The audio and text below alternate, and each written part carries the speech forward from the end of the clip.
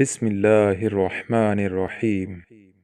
رسول اللہ صلی اللہ علیہ وآلہ وسلم نے فرمایا، میرا پیغام لوگوں تک پہنچاؤ، اگرچہ ایک آیت ہی ہو۔ رسول اللہ صلی اللہ علیہ وآلہ وسلم نے فرمایا کہ ابھی ابھی میرے سامنے جنت اور جہنم اس دیوار کے کونے میں پیش کی گئی تھیں، بس میں نے نہ ایسی کوئی عمدہ چیز دیکھی اور نہ کوئی ایسی بری چیز دیکھی، یعنی جنت سے عمدہ اور جہنم سے بری کوئی چیز نہیں دیکھی۔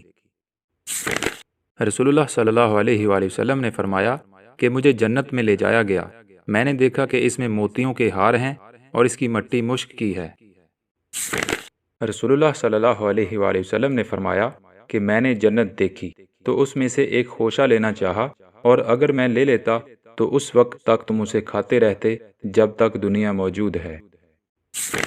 رسول اللہ صلی اللہ علیہ وآلہ وسلم نے ایک روز معاذ رضی اللہ تعالیٰ عنہ سے فرمایا کہ جو شخص اللہ سے اس کیفیت کے ساتھ ملاقات کرے کہ اس نے اللہ کے ساتھ کسی کو شریک نہ کیا ہو، وہ جنت میں داخل ہوگا۔ معاذ رضی اللہ تعالیٰ عنہ بولے، یا رسول اللہ صلی اللہ علیہ وآلہ وسلم، کیا میں اس بات کی لوگوں کو بشارت نہ سنا دوں؟ آپ صلی اللہ علیہ وآلہ وسلم نے فرمایا، نہیں، مجھے خوف ہے کہ لوگ اس پر بھروسہ کر بیٹھیں گے۔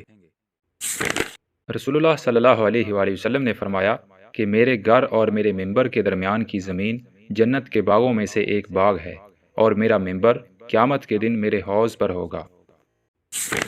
رسول اللہ صلی اللہ علیہ وآلہ وسلم نے بلال رضی اللہ تعالیٰ عنہ سے فجر کے وقت پوچھا کہ اے بلال، مجھے اپنا سب سے زیادہ امید والا نیک کام بتلاؤ جسے تم نے اسلام لانے کے بعد کیا ہے، کیونکہ میں نے جنت میں اپنے آگے تمہارے جوتوں کی چاپ سنی ہے۔ بلال رضی اللہ تعالیٰ عنہ نے عرض کیا، میں نے تو اپنے نزدیک اس سے زیادہ امید کا کوئی کام نہیں کیا کہ جب میں نے رات یا دن میں کسی وقت بھی وضو کیا تو میں اس وضو کے ساتھ نفل نماز پڑھتا جتنی میری تقدیر میں لکھی گئی تھی۔